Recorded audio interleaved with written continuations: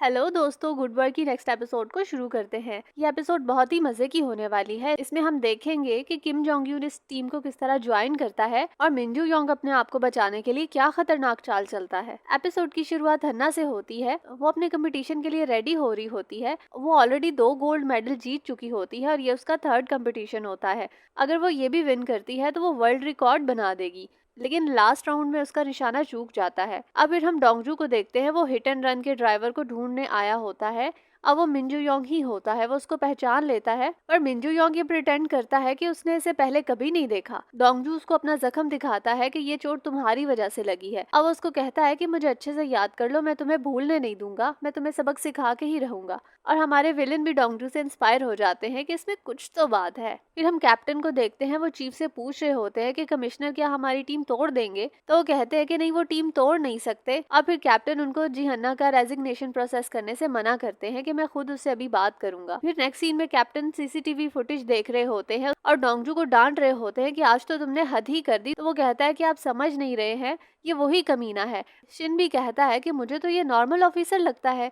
तो डोंगजू कहता है कि हाँ वही तो, एक तरफ ये 7 ग्रेड का नॉर्मल ऑफिसर है और दूसरी तरफ ये मर्डर करता है और गैंग चलाता है। कैप्टन कहते हैं कि ये सब वहम है तुम्हारा, कोई सबूत है तुम्हारे पास?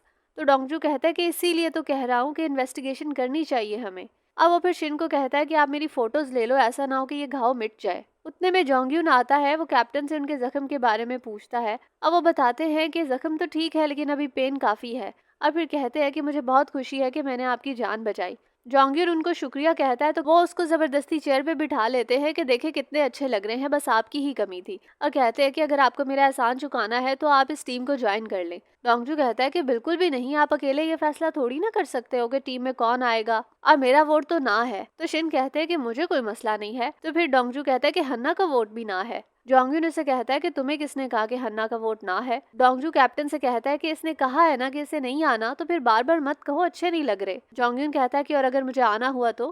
कैप्टन भी खुश हो जाते हैं। डोंगजू कहता है कि ये किसी काम का नहीं है, खिलौने वाली तलवार चलानी आती है बस इसे, असली चाकू के सामने ये डर जाता है। तो जोंगयून कहता है कि ठीक है तो आजमा के देख लो, मैं डरता हूँ या नहीं। तो डोंगजू कहता है कि कब? जोंगयून कहता है कि अभी, यहीं पर। और फिर देखते हैं वो फाइट करने लगते हैं। आरआईयू की टीम भी आकर उनकी लड़ाई देखने लग जाती है। डोंगजू थोड़ी शोखिया मार रहा होता है पर उसे जोंगयून से एक हैवी पंच लग जाता है। फिर जोंगयून कहता है कि असली फाइट करनी है। डोंगजू कहता है कि हाँ, मेरा मूड सुबह से खराब है तो अच्छे से भड़ास निकालूंगा, लेकिन अगर मैं जीता तो तुम्हें मुझसे तमीज से पेश आना होगा। और फिर देखते हैं कि बाहर सब लोग वोटिंग कर रहे होते हैं। एक लड़का कहता है कि मैं तो सार्जेंट किम को वोट करूंगा क्योंकि उन्होंने इतने लड़कों से लड़ाई की। और दूसरा लड़का आकर कहता है कि मैं तो सर डोंगजू को वोट करूंगा, वो एशियन चैंपियन है। लेकिन शिन किम जोंगयून को ही वोट करता है। और फिर सब कैप्टन से पूछते हैं कि वो किसे वोट करेंगे, तो उनका तो पहले ही डिसाइड था कि वो सार्जेंट किम जोंगयून को ही वोट करेंगे। अब वो बताते हैं कि सार्जेंट किम नेशनल टाइकोंडो टीम के मेंबर रहे हैं। उतने में वो डोंगजू को एक किक मार के हरा देते हैं। हन्ना भी वहां आती है तो डोंगजू गिरा हुआ होता है। अब वो अपना चेहरा छुपा लेता है। नेक्स्ट सीन में हम देखते हैं कि कैप्टन और डोंगजू खाना खा रहे होते हैं। डोंगजू कहता है कि ये क्या बदतमीजी थी, अगर उसे टाइकोंडो आता था तो मुझे बताना चाहिए था ना। फिर कैप्टन कहते हैं कि तुझे डर लगता है क्या? अब फिर पास्ट में दिखाया जाता है कि डोंगजू जब कोंगिल के साथ फाइट कर रहा होता है तो वो कोंगिल के फेस पे बहुत जोर का पंच मारता है कि जिससे वो बहुत इंजर्ड हो जाता है। तो इसीलिए आज उसने जोंगयून को पंच नहीं मारा। कैप्टन कहते हैं कि तू चाहता तो एक ही पंच में काम तमाम कर देता, लेकिन तूने नहीं मारा। तो डोंगजू कहता है कि छोड़े, आप खाना खाएं। और फिर हन्ना को देखते हैं। उसने कैप्टन को मना कर दिया होता है टीम को दोबारा ज्वाइन करने से। अब वो वापस जा रही होती है कि उसको शिन मिलते हैं। शिन उसे कहते हैं कि अगर तुम फ्री हो तो थोड़ी देर के लिए डिनर पे चली जाओ, डोंगजू का मूड अच्छा हो जाएगा। वो बहुत अच्छा लड़का है, सोचो वो जिसे पसंद करता है उसके सामने हार गया तो उसे कितना बुरा लगेगा। फिर देखते हैं कि कैप्टन डोंगजू को सार्जेंट किम को हराने की टेक्निक सिखा रहे होते हैं और हन्ना उनको देख लेती है और कहती है कि इसके चक्कर में मैंने अपना मूड ऑफ किया, और फिर वो वहां से चली जाती है। नेक्स्ट डे वो लोग लंच कर रहे होते हैं। जोंगयून ने अभी टीम ज्वाइन नहीं करी होती। वहाँ न्यूज आ रही होती है कि कोंगिल ने नशे की हालत में गाड़ी चलाकर किसी का मर्डर कर दिया। फिर डोंगजू आंटी को सारी बात बताता है तो आंटी कहती है कि भले मैंने उसकी परवरिश अच्छे से ना की हो, लेकिन मेरा बेटा किसी का कातिल नहीं हो सकता। और फिर हम नेक्स्ट सीन में देखते हैं कि डोंगजू कैप्टन की कार लेकर चला जाता है और उस इम्पोर्टेड कार के बारे में खुद डिफरेंट कारखानों में जाकर पता करता है। दूसरी तरफ कैप्टन जोंगयुन को कहते हैं कि डोंगजू की बात में इस बार दम है, मैं इस केस को खुद हैंडल करना चाहता हूँ, आप मेरे लिए कोंगिल से इंटरव्यू अरेंज कर देंगे। पर इस बार जो प्रोसिक्यूटर आया है वो बहुत ही खड़ूस है और फिर पता चलता है कि वो खड़ूस प्रोसिक्यूटर किम जोंगयुन का बड़ा भाई होता है। वो प्रोसिक्यूटर कहता है कि सार्जेंट किम से कहें कि मुझे पर्सनली आके वजह बताएं। जोंगयुन उनको मिलने के लिए जाता है पर वो प्रोसिक्यूटर वाकई बहुत खड़ूस होता है। जोंगयुन के जाते ही वो फोन पे लग जाता है और उसको बहुत ज्यादा वेट करवाता है और फिर उसे बात करके कहता है कि तुम चोर पुलिस वाला खेल खेल रहे हो, हर वक्त चीजों से भागते ही रहते हो, अब भागना बंद करो। तो जोंगयुन को गुस्सा आता है, वो वहां से चला जाता है। उसका भाई कोंगिल से मिलने के लिए इजाजत दे देता है। फिर डोंगजू जाकर उससे मिलता है। अब वो कहता है कि बस एक बार कह दो कि ये तुमने नहीं किया, फिर मैं खुद तुम्हें यहाँ से निकाल लूंगा। पर कोंगिल कुछ नहीं कहता और वो वहां से चला जाता है। कोंगिल सिक्योरिटी वाले से कहता है कि मैं अपने वकील से कब मिल सकता हूँ। तो देखते हैं वो सिक्योरिटी वाला कुछ ठीक नहीं लग रहा होता। नेक्स्ट सीन में वही सिक्योरिटी वाला मिंजू योंग से मिलने आया होता है। मिन उससे पूछता है कि कोंगिल से कोई मिलने आया, तो वो बताता है कि आया तो था पर कोंगिल ने ज्यादा बात नहीं की। शुरुआत में सारे कैदी ऐसे ही होते हैं। तो मिन उसे कहता है कि अगर ऐसा है तो इस खतरे को खत्म कर देना चाहिए। अब फिर वो जाने लगता है तो कहता है कि घड़ी अच्छी लग रही है और सेम घड़ी उस सिक्योरिटी वाले के हाथ में होती है। नेक्स्ट डे देखते हैं डोंगजू कार में ही सो रहा होता है। कैप्टन उसे डांट रहे होते हैं कि मेरी कार लेकर तुम कहाँ निकल गए थे। उनको कहीं 10 बजे पहुंचना होता है तो डोंगजू कहता है कि एक जगह और देख लेते हैं, अभी 10 बजने में टाइम है। अब वो भी हैरान होते हैं कि डोंगजू ने अकेले इतनी जगह चेक कर ली उस इम्पोर्टेड कार का पता करने के लिए। उतने में कैप्टन को जोंगयुन की कॉल आती है और देखते हैं कि डोंगजू भागता हुआ जा रहा होता है क्योंकि कोंगिल का मर्डर हो गया होता है। अब फिर देखते हैं हन्ना अपना सामान पैक कर रही होती है। डोंगजू भी आकर बैठता है तो कैप्टन उसको कोंगिल का सामान देते हैं और उसे कहते हैं कि ये तुम ही उसके घर दे दो तो बेहतर होगा। वो उसका सामान रोते हुए देख रहा होता है और उसके सामान में वही घड़ी होती है। डोंगजू देख के कहता है कि कोंगिल के सामान में ये घड़ी क्या कर रही है, ये उसकी नहीं है, ये घड़ी गोल्डन बनी और उस कमीने ऑफिसर के हाथ में थी। वो कैप्टन को कहता है कि इसको एनएफएस भेजकर फिंगरप्रिंट्स लेते हैं, ये उसी कातिल की घड़ी है। कैप्टन कहते हैं कि उन्होंने सुसाइड केस डिक्लेयर करके इस केस को क्लोज कर दिया है। डोंगजू कहता है कि ऐसे कैसे हो सकता है। अब फिर वो घड़ी लेकर चला जाता है कि मैं खुद देख लूंगा। अब फिर सीधा वो मिंजू योंग के ऑफिस में जाता है और वो घड़ी उसके मुंह पे मारता है और कहता है कि तूने ही मारा है ना। मिंजू योंग कहता है कि आप किसकी बात कर रहे हो। तो डोंगजू कहता है कि कोंगिल की। तो मिन कहता है कि वो कौन है, मैं उसे नहीं जानता और स्माइल करके जाने लगता है। तो डोंगजू उसको सही वाला धो देता है। और फिर हन्ना को देखते हैं, वो अपने बाबा का सामान देख रही होती है। सेम घड़ी उनके पास भी होती है। हन्ना चीफ के पास आती है और उनसे अपने बाबा के केस के बारे में पूछ रही होती है। उनका भी मर्डर हुआ होता है। चीफ उसको एक पान शॉप वाले का नंबर देते हैं और कहते हैं कि उसको पता होगा इस घड़ी के बारे में। फिर देखते हैं डोंगजू पे मिंजू योंग ने केस तो नहीं करा होता पर उसको सजा के तौर पर एक पूरी बुक लिखने को देता है। तो डोंगजू कहता है कि मैं नहीं लिखूंगा। अब फिर हन्ना को देखते हैं, वो वॉच लेकर पान शॉप पे जाती है जहाँ पर डोंगजू ने अपने मेडल्स गिरवी रखवाए होते हैं। वो बताते हैं कि 2003 में ये घड़ियां आई थी और एक स्मगलर $O ने ये खरीदी थी। अब वो बहुत बड़ा बिजनेसमैन था पर $O का काफी साल पहले मर्डर हो गया। फिर हन्ना डोंगजू के मेडल्स देखती है और पूछती है कि वो किसके हैं। तो वो बताते हैं कि कुछ दिन पहले एक बहुत ही बदसूरत लड़के ने ये गिरवी रखवाए थे। फिर हम डोंगजू को देखते हैं, वो आंटी के घर होता है और उनको कोंगिल की मौत के बारे में बताता है। आंटी उसको कहती है कि अब यहाँ कभी मत आना, मैं जानती हूँ कि तुम्हारा कसूर नहीं है, बस मैं अब तुम्हें नहीं देखना चाहती। फिर हम जोंगयुन को देखते हैं, वो अपने सीनियर से बात कर रहा होता है कि ये सब केसेस एक दूसरे से लिंक्ड हैं और ये केस कोंगिल के मरने के 2 घंटे बाद ही बंद हो गया है, मुझे इसको दोबारा ओपन करना है। तो सीनियर कहते हैं कि अभी कुछ मत करो, बस सब पे नजर रखो। दूसरी तरफ कैप्टन प्रोसिक्यूटर ऑफिस कॉल करके उस गार्ड का पूछते हैं जो कोंगिल की डेथ के टाइम पे ड्यूटी पे था।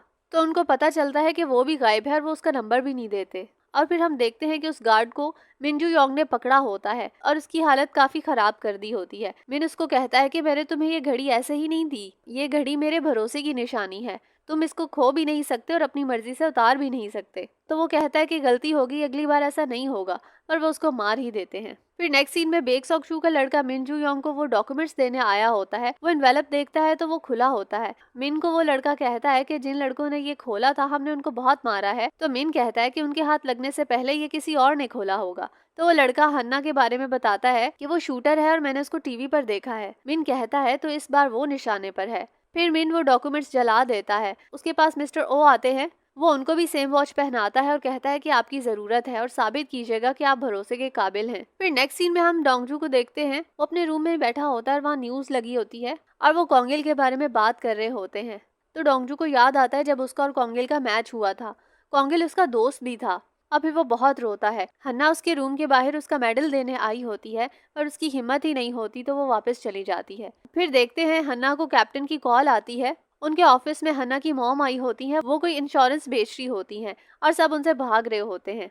हन्ना आके उनको साइड पे ले जाती है। हन्ना की तबीयत थोड़ी ठीक नहीं होती तो वो कहती है कि आप यहाँ क्यों आई हैं, और उनकी वहाँ पे बहस हो जाती है। वो जाने लगती है तो वहाँ डोंगजू आ जाता है पर वो वहाँ से चली जाती है। फिर पास्ट में देखते हैं कि शूटिंग कंपटीशन के टाइम हन्ना को इसी तरह चक्कर आ जाते हैं जिसकी वजह से वो जीत नहीं पाती। हन्ना की मॉम उसको एड एजेंसी में काम करने को फोर्स करती है तो वो अपने बाल ही काट लेती है क्योंकि उसकी मॉम को अपनी ही पड़ी थी। अब प्रेजेंट में देखते हैं हन्ना रोड क्रॉस कर रही होती है और उसी टाइम को याद कर रही होती है जब उसे चक्कर आए थे, तो डोंगजू फौरन से आकर उसको गिरने से बचा देता है। और प्रेजेंट में देखते हैं कि अभी भी ऐसा ही होता है। डोंगजू उसके पीछे आ रहा होता है और हन्ना चकरा के गिरने लगती है तो वो उसे गिरने से बचा लेता है। वो हन्ना से कहता है कि तुम ठीक हो ना, तो हन्ना सोचती है कि ये खुद कितना परेशान है और इसे मेरी परवाह है, ये कैसा इंसान है। अब फिर वो लोग कहीं बैठे होते हैं। डोंगजू से पूछता है कि तुम्हें अभी भी तकलीफ होती है, तो हन्ना कहती है हाँ कभी कभी। डोंगजू कहता है कि इतनी तकलीफ के बाद भी तुमने इतने मेडल्स जीत लिए, मैं तो मुश्किल से एक ही जीत पाया हूँ। वो कहता है कि 50 मीटर से भी तुम इतना परफेक्ट शॉट मारती हो,